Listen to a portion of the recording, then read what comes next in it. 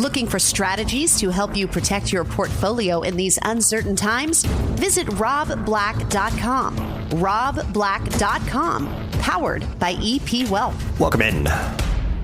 April 16th, 2026. The markets started in a bit of a funk this morning, hitting all-time highs. But then they pulled back. I was like, is this our cool-off period after 10 or 11-day run? And the answer is maybe not. Gave it an hour, and the S&P 500 is now up 0.25%, sitting at 7040. The Dow Jones Industrial Average is up fractions. If I ever say fractions, that means somewhere close to 0 to 10 basis points, either higher or lower. The Nasdaq's up 0.1%, up 47 points to close, not to close, but to hit 24,064. The Nasdaq closed above 24,000 yesterday, and the S&P 500 closed above 7,000. Wall Street likes those big round numbers. They make for good headlines on national news. VIX isn't doing much of anything, sitting at 18. The Russell 2000's up fractions, but it's up the most out of any of the major markets in the United States this year. I'd like to see that continue. I made some big bets last week on some tech companies, and I'm okay with that. I have plenty of small cap in my 401k. I'm not a small cap investor. I don't really know how to do it terribly well. Crude oil sits at $89.89 a barrel. Talks between Lebanon and Israel are supposed to happen tonight. This has been a big earnings week for the banks in the United States. I'm a big fan of what their commentary is. Bank of America, Morgan Stanley, Goldman Sachs, on some levels, Wells Fargo, but not as much. JP Morgan Chase on credit cards. During the earnings calls, the executives pointed to a striking degree of resilience in the U.S. economy and consumer. They also left investors with plenty of reasons not to ignore this year's looming concerns. The U.S. economy has several tailwinds at its back, with consumers still earning and spending and businesses still healthy. So says JP Morgan's CEO, Jamie Dimon. At the same time, there's some increasingly complex set of risks, such as geopolitical tensions and wars, energy price volatility, trade uncertainty, large global fiscal deficits, and elevated asset prices. We also learned this week that not only is the U.S. economy and the consumer resilient, but higher gas prices haven't yet hit the consumer spending. If you look at gas, it's literally a rather small component of consumer spend, so says JP Morgan's Dimon. Combined debit and credit card spending rose 6% from a year ago at Bank of America, 7% at Wells Fargo, and 9% at JP Morgan. At Citigroup, U.S. customer credit card spending was up 5%. So you're going to have a tough jury to say that this is a dead market or a dead economy. I just don't see it at this point in time. For the year, oil's up 56%. We need oil to be up 5% for the year to give you an idea of what normal might look like. Silver's up 12%, gold's up 11%, Bitcoin's down 15%. The Russell 2000's up 8%, the Nasdaq's up 3.3%, the S&P 500 up 2.4%. All numbers, the S&P, Nasdaq, Russell, all numbers that we can live with. If we were to say, over the last 4 years, look what we've done. If you look at the last 7 years, look at what we've done. And that factors in a bad year there. 2022. The S&P 500, Nasdaq, and Dow, modestly higher, but sideways to modestly higher is not down. Yesterday's record-setting gains were driven by strong mega cap leadership, which is notably absent today. You've seen Amazon and Tesla both drift a little lower. Sector strength overall has been positive tilt, with pockets of the market that went overlooked amid yesterday's growth rally rebounding today. Energy sector's up 1.4%. Axios reporter Berard Ravid said an Israeli defense official said that a Lebanon ceasefire could be announced on Thursday night, saying we're at a crossroads, nothing final, but it could happen today. Fed Governor Stephen Miron, he's a voting FOMC member, he says that we might only see 3 Fed rate cuts for the rest of the year. It says no reason to believe the cooling trend in the labor market is not continuing. I think that's what turned the market around today, or what gave it a little bit of gasoline. Ultimately, the markets are basically back to where we were in late February in terms of sentiment indicators and valuation. This is according to Tim Hayes with Ned Davis Research. I didn't work with Ned Davis, but I'd be on CNBC 20 years ago. And he was on right before me or right after me. Sweet man. Retail traders who largely sat out the latest equity rally are beginning to chase the upside, so says JP Morgan. The bank's latest client flow data show retail buying activity rebounding sharply, with overall participation rising to the 55th percentile from roughly the 10th percentile just days earlier. The rebound has been driven primarily by a surge in single stock purchases, which climbed to the 71st percentile relative to the past year. Retail is starting to control it. PepsiCo had an excellent quarter, delivered by the most realistic CEO in the consumer packaged goods sector, Ramon Laguarta. I heard Jim Cramer say that, and I just giggled. I'm like, what is the most realistic CEO? Talking about the industry threat of GLP weight loss drugs. And that's what Jim Cramer's talking about being the most realistic CEO. That Pepsi sells a lot of Doritos and chips. The North American food business returned to volume growth for the first time in 2 years. Pepsi's results can be described as better than feared. Organic sales continue to improve, supported by a sharp rebound in convenient foods volume, most notably in PF&A, where the businesses return to both organic growth and positive volume growth as affordability actions, innovation, and brand support begin to gain traction. PBNA, the bottling side of North America, delivered low single-digit organic growth in recent quarters. It was encouraging to see volume trends improve sequentially. Volume still remains negative. International also continued to its long streak of at least mid-single-digit organic growth. Pepsi Foods of North America, so they have these different divisions, PBNA, Pepsi Bottling, and Pepsi Foods, PFNA. Had operating profit decline 4%, reflecting higher advertising and marketing spend. But it was an encouraging quarter, and it'll be important to watch whether Pepsi can sustain the improving volume and organic sales trends in North America as it continues to execute its commercial initiatives and navigate a more volatile macro backdrop. Ramon Laguarta came on to CNBC this morning. He has not seen a change in consumer behavior from the rise in gas prices. The beverage business continues to grow. The company was able to invest in value in core business and execution. The company away from home food business is growing 2.5 times the core business. Some drinks will be the same colors. Others will be different in the future with changing the food dyes. He's not seeing a change in consumer behavior from the rise in gas prices. Says the consumer is resilient. Consumers are maximizing the value of their disposable income. Now let's get to some tech talk. Anthropic is introducing Claude Opus 4.7. It's generally available. It is a notable improvement on Opus 4.6 in advanced software engineering, with particular gains on the most difficult tasks. Users report being able to hand off their hardest coding work, the kind that precisely is needed for close supervision, to Opus 4.7 with confidence. Opus 4.7 handles complex, long-running tasks with rigor and consistency, pays precise attention to instructions, and devises ways to verify its own outputs before reporting back. The model has substantially better vision. It can see images in greater resolution. It's more tasteful and creative when completing professional tasks, producing higher quality interfaces, slides, and docs. Although it is less broadly capable than their most powerful model, which is the Claude Mythos Preview, it shows better results than Opus 4.6 across a range of benchmarks.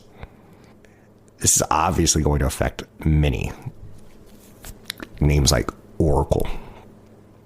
The Software Index, which has had that software as a service apocalypse, ticker symbol IGV, HubSpot, Datadog, CoreWeave, Microsoft Intuit, CrowdStrike, Snowflake, and Amazon. Taiwan Semiconductor Manufacturing reported good numbers, including a 58% pop in profits. They had nothing but good things to say.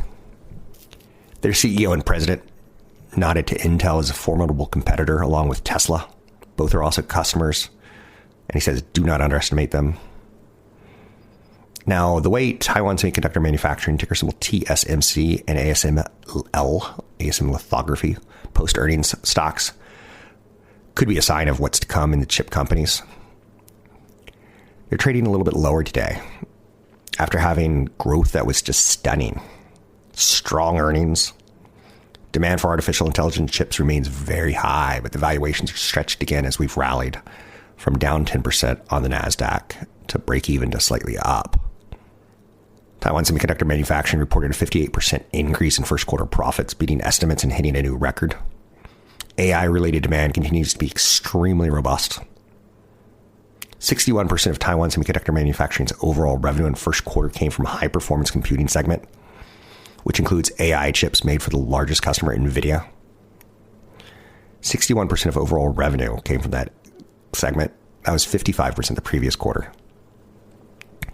Gross margins came in higher than expected at 66% because of Taiwan Semiconductor Manufacturer's dominance in leading-edge chips allow it to raise prices for huge customers like Apple and NVIDIA that rely heavily on chips made at 7 nanometers and below. Those advanced chips make up 74% of revenue. One weak point was the smartphone revenue, which fell 11% compared to the previous quarter as the industry faces an ongoing memory shortage. ASML dropped 6.5% yesterday. At one point, it rallied back to only be 2.5% lower. Shares are down 3% as of recording. Concerns over shrinking sales to China and a sky-high expectations from investors. The Dutch maker of chip manufacturing equipment posted strong first quarter results and raised its forward guidance. I would say that the fact that neither one of these caught a tailwind from positive reports could be a sign of the wider chip industry as earnings season rolls on. NVIDIA's blowout fourth quarter earnings was met with a 5% sell-off. Now, NVIDIA has had an amazing run the last 11 days. And the last time it did, it went on to explode up 80%. And one of the times that it had 10 straight up days, it went on to explode up 40% shortly thereafter. Usually a precursor to good things to come. Taiwan Semiconductor's biggest challenge, Taiwan Semiconductor Manufacturing, the biggest challenge is going to be scaling capacity fast enough to avoid leaving revenue on the table. They're ramping up new advanced chip fabrication plants in Arizona. Will that be enough? Advanced packaging is when chips are protected and connected to larger systems, quickly becoming the next bottleneck in making chips for AI. Elsewhere out there today, JB Hunt Transport Services is talking about a new cycle with lots of capacity exiting. It's a transportation stock. Look at the Dow Jones Transportation Index, and you'll see it's sitting near a 6-month high, telling us that 6 months from now, the economy, or not a 6-month high, but an all-time high, telling us 6 months from now, we could expect the economy to be humming. JB Hunt reported a first quarter beat on earnings and operating revenue. It's a trucking company. JP Morgan downgraded Corning to hold from buy, cut the price target from 175 to 115. JP Morgan wants more earnings visibility into 2028 to support the upside in the stock. Let's talk a little bit more about this. Downgraded neutral, citing stretched valuation and limited upside despite strong optical growth outlook. Analyst Samik Chatterjee offered we are downgrading shares of Corning from overweight to neutral, with the stock now trading at 50 times NTM and 40 times plus 2027 earnings. This valuation creates a challenging execution hurdle relative to earnings expectations now being embedded by the buy side to justify such a lofty premium. Chatterjee from JP Morgan said, we believe investors are increasingly shifting to 2028 outlooks and embedding somewhat blue sky scenarios for both optical fiber cable and connector pricing and scale up opportunity, amongst other variables, which leaves little margin for error on risk, such as on capacity and on the linearity of optical scale-up adoption, not to mention the remaining 60% of business tied to non-optical markets. We appreciate a stronger optical demand environment that will likely drive upside to even our updated revenue and earnings forecast for Corning's optical segments, but we expect the magnitude of the upside of the total company is being overestimated by buy-side investors. Fascinating. It's hard to disagree.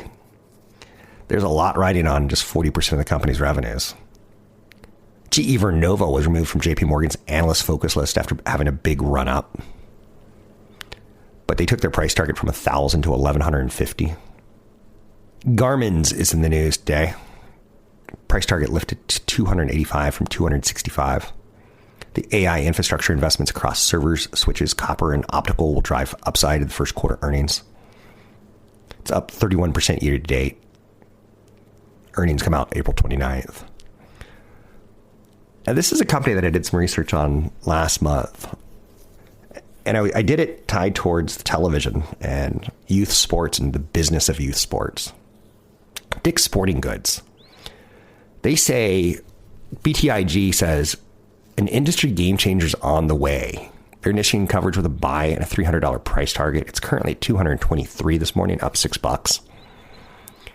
But BTIG's Robert Drubel says, we're initiating coverage of Dick's Sporting Goods with a buy rating and a $300 price target. We admire the business that Mr. Stack has built over the past several decades. We're impressed by the progress he and his team have made evolving Dick's Sporting Goods from a retail box into a larger omni-channel sports retailer in the United States. While Dick's is integrating a $2.5 billion acquisition of Foot Locker, we expect a continued laser focus on the execution of its core Dick's business, which is enjoying strong momentum.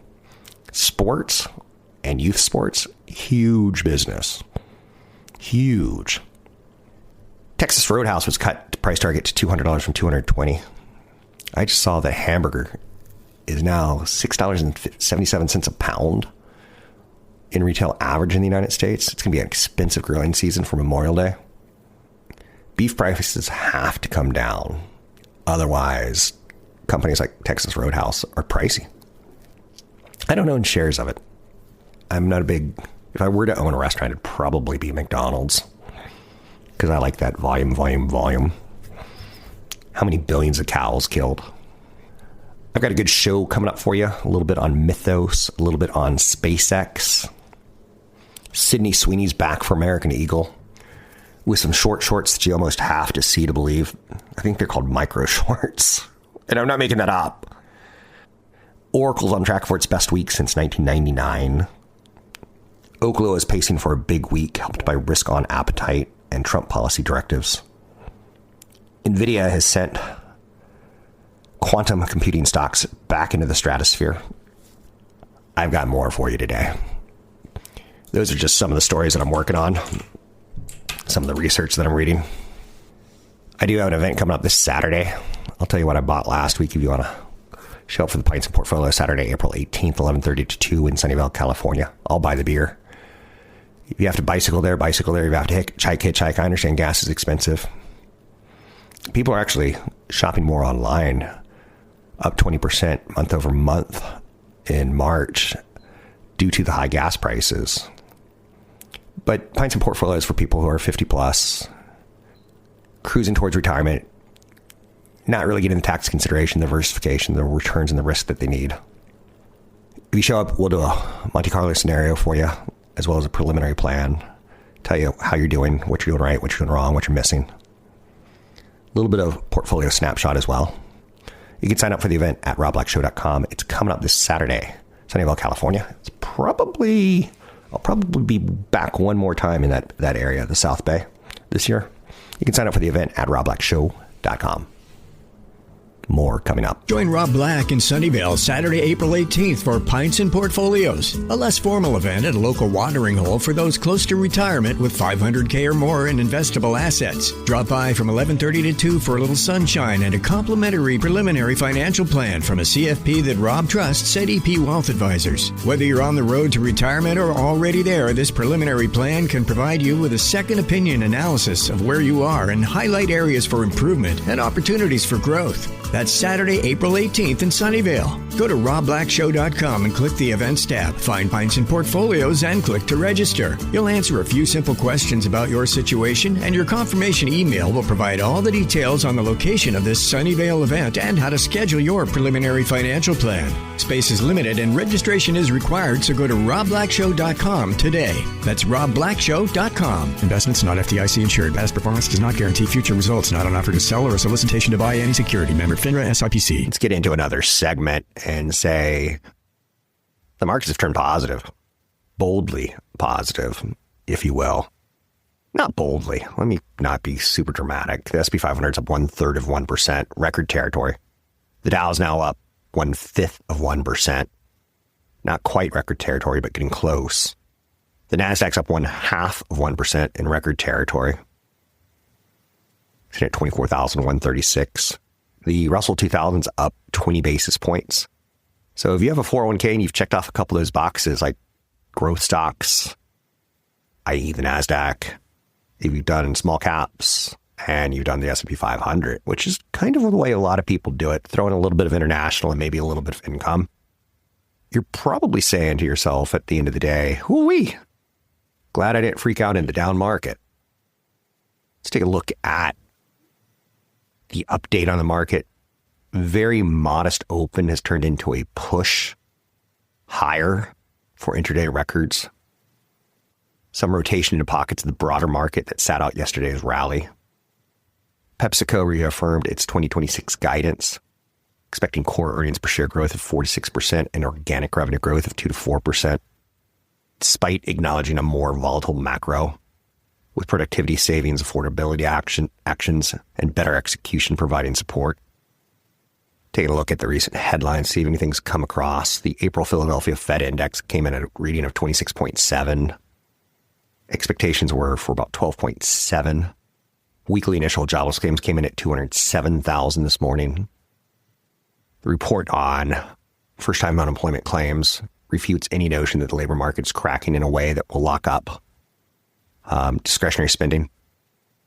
Initial jobless claims, a leading indicator, continue to run at historically low levels. People aren't being fired. Fed President out of New York, John Williams, says right now the number one topic related to the economy is the Middle East conflict, which has introduced substantial risks and heightened uncertainty. This is an area I'm watching closely. I'll discuss its implications in a bit. He's given a speech. But first, I want to set the stage by talking about where the regional and national economies have been and where they are today. Over the past year, the economies of the New York metro area and the U.S. have been resilient to uncertainty from a number of sources, including trade, i.e. tariffs, and other government policies. Consumer spending has been solid and business investment strong. I do like listening to the Fed speak. I want to say it makes me a little smarter. Roku's got 100 million users now. You know I like that number. President Trump invites Netanyahu and Lebanon's Aoun to the White House in a bid for a peace deal. Trump administration is planning Philippines industrial zone to secure critical mineral supply chains. Walmart is expanding its Better Care services platform with new offerings that bring together virtual care, nutrition services, and pharmacy access. President Trump says Israel and Lebanon have agreed to a 10-day ceasefire starting at 5 p.m. tonight, and that's Eastern time. Says countries will meet on Tuesday in Washington. Is that getting the stock market goose tire? It's getting goose this morning somehow. Looked like it was going to be a blah, ma, meh kind of day. And it turned around. Oracle is on track for its best week since 1999. Brings up a little Prince action, huh? Party like it's 1999. I took my spouse to see Prince many years ago before we were married and before we had kids, i.e. when life was okay. Kids are a lot. Oracle's up 27% for the week. Wow.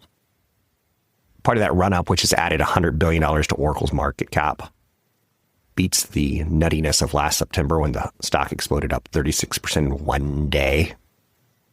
They've got a lot of backlog. That's their stick. They've got some debt to try to build out fast with that backlog. This week they got news of a power deal with Bloom Energy. Market continues to be super focused on how hyperscalers can get their AI data centers built and powered up. Oklo is having a good week. It is a retail investor favorite. It is a pre-revenue designer of small modular nuclear reactors, SMRs. Oklo has posted big gains in 4 straight days. It's risen about 30% in that time. It's up 2% today. Another company in small modular reactors, NuScale, is up 27%.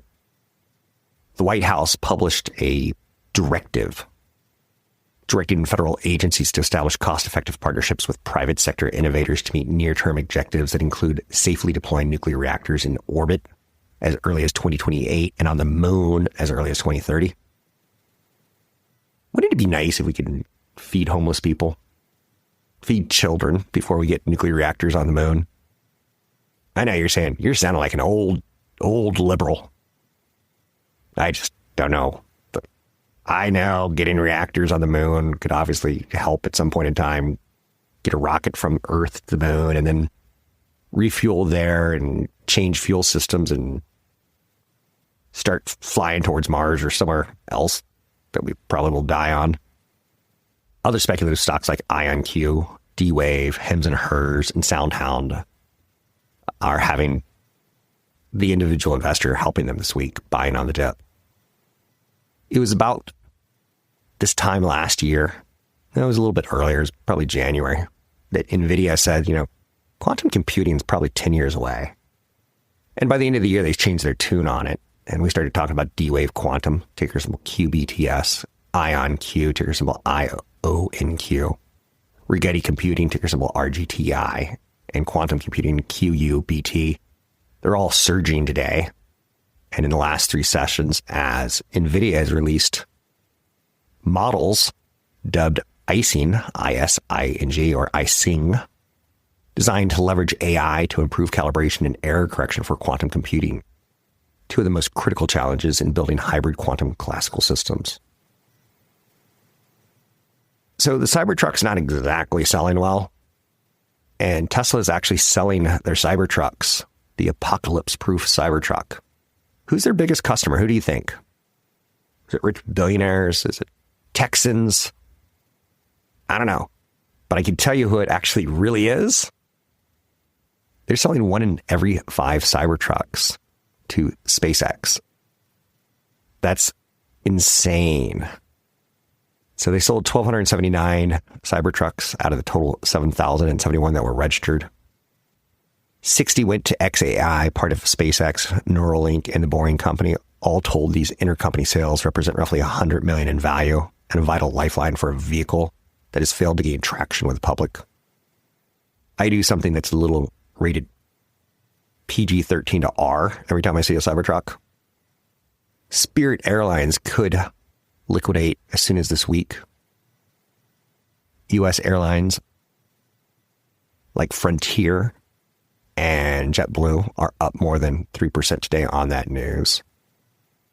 Hems from Hems and Hers. They're a telehealth company. They're jumping after RFK Jr. announced FDA may loosen regulations on 12 peptides. I know so little about peptides, but there's a gold rush going on. The move would allow compounding pharmacies to dispense the list of peptides, which have grown in popularity but are currently available only through suppliers who sell them for research purposes. Alphabet's $100 billion, their smaller investment in 2015 in SpaceX is about to pay them over $100 billion, even though SpaceX did a uncool thing by merging with xAI, thus diluting Google and turning that from $120 billion down to $100 billion. Google invested in SpaceX in 2015, $1 billion. $1 billion over time could be worth over $100 billion. Good money if you can, or it's good business if you can get it, right? I don't think people like me and you get access to that. Stocks are interesting today. I've seen NVIDIA in the red, I've seen it in the green, I've seen it back in the red. The big number that NVIDIA has to get through is 212. And then people believe it can go much higher. $212 was the record intraday stock price, hit on October 27. Since then, they've had 2 blowout quarters, thus creating a cheaper valuation. We might get to the point where we start saying, NVIDIA at 40 is a sell, NVIDIA at 30 is a hold, and NVIDIA at 20 times earnings is a buy. It's not quite the right numbers. How much gas is left in the tank? It's had a big run. Strength begets strength, though. But we're certainly due for some consolidation. The vibe on NVIDIA has seemingly turned on a dime from an ugly first quarter to, this is leading the markets again. NVIDIA dominates the AI training chip market. There's growing uncertainty about how quickly it can monetize the shift to AI inference, where more enterprises buy chips, but fewer hyperscaler chips are bought. They're more maintained, which they have a life cycle of somewhere between 3 to 5 years. And so far, they've been doing a great job of getting smaller, cheaper, faster in their chips. But many wonder how long that's going to last. And when will they have a miss, if you will? A technology that doesn't quite work the way they want it to. They own the software stack around AI. I think they're attractive. As a trade-in vehicle, sure. Like I said, PE of around 2025, you acquire. Start thinking about selling around 30. Definitely start thinking of selling around 35. And when it hits 40, you can let it go and say that was a great trade. It did what I wanted it to. And you could use those numbers and extrapolate them out 2 quarters or 3 quarters or 4 quarters because they're sold out. They would sell more chips if they could make more chips. So I think the big news this morning is Israel and Lebanon agreed to a 10-day ceasefire. I'm not going to be commenting or even thinking about owning Allbirds after their pivot to AI from shoes. Netflix reports today after the bell. I'll have more on that today at 1 p.m. When I record my afternoon podcast. I'll be watching at 1 p.m. as the numbers start to come out. One final thought in this segment, and I'm going to bring you one more segment. 35% of Generation Z homebuyers are single women. 35% of Generation Z homebuyers are single women. Amongst all singles, the share who have a will, which is a key estate planning document, 16% compared to 37% of married individuals. There are steps now for new homeowners. I think once you own a home, you should consider a trust in California. It'll save your family $30,000 to $40,000 minimum in probate costs having a trust versus a will. Women in their 20s are buying homes in growing numbers. More than a third, 35% of Generation Z homebuyers are single women. That shares up from 30% the prior year, and it's the highest of any age group. More women over the age of 40 are having kids now than women in their 20s because they're buying houses, because they're having careers, because they're controlling their own bodies. But 60% of women have no estate plan, which is something we should talk about. Pints and Portfolio this Saturday, 11:30 to 2 in Sunnyvale, California. You can sign up for the event at robblackshow.com. It's a great event for people who are 50 plus heading towards retirement. Want to know where you are, whether you're on the road to retirement. Maybe you're already there. What you're doing right, what you're doing wrong. I'll bring 2 CFPs, Ryan Ignacio and Julie Chana O'Rourke. You can sign up for the event at robblackshow.com. That's this Saturday. What's the best way to choose a financial advisor? Download our guide at robblack.com. That's robblack.com. Powered by EP Wealth. I said going into this Iran war that it's going to be a buying opportunity. I thought it was going to be more like 2 weeks. Maybe it was 5 weeks. I don't know. I don't have a crystal ball on timing, but I know a buying opportunity when I see one. $1. Do you remember how Johnny Carson used to do that silly game with Ed McMahon? Karnak. And he'd hold up a card to his head and say, $1. And you had to guess what the joke was inside. In this case, Barclays says autonomous couriers think sidewalk robots and drones could push delivery costs down to as little as $1 per order from between 5 and 7 a day, and close to $9 for traditional deliveries in the high labor cost markets. If robots save $4 on every delivery and enough companies start using them, the food delivery industry, including companies like DoorDash and Uber could end up with $16 billion in extra profit every year. This is such a good story. I'm going to use it on TV tomorrow. I've seen those little robots on the sidewalk, and man, I want to kick them every time I see them.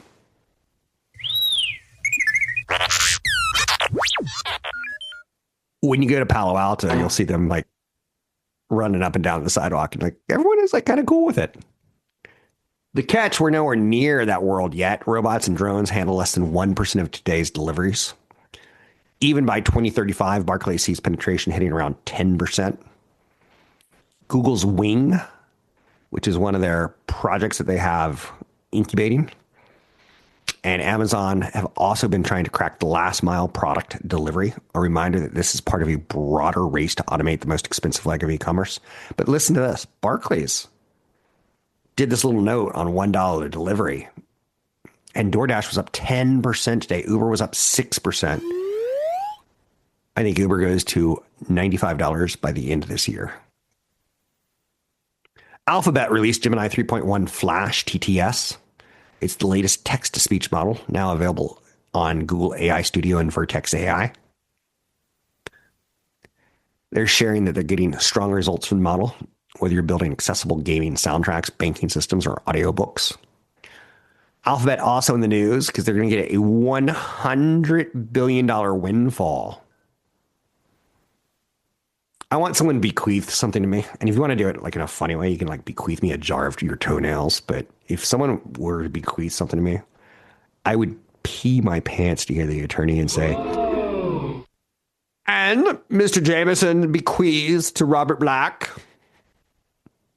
Yes. What is it? $1 billion? $10 billion? A jar of toenails. But Alphabet is going to get a $100 billion windfall from its investment in SpaceX.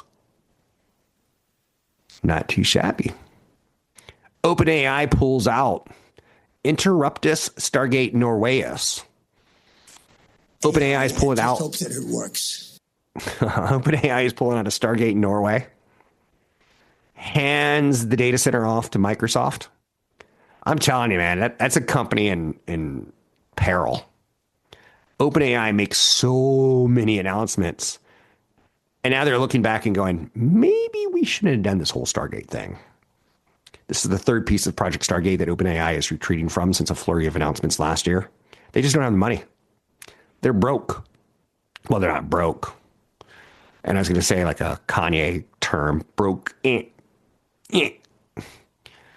OpenAI scrapped its expansion of the Abilene, Texas Stargate 1 data center.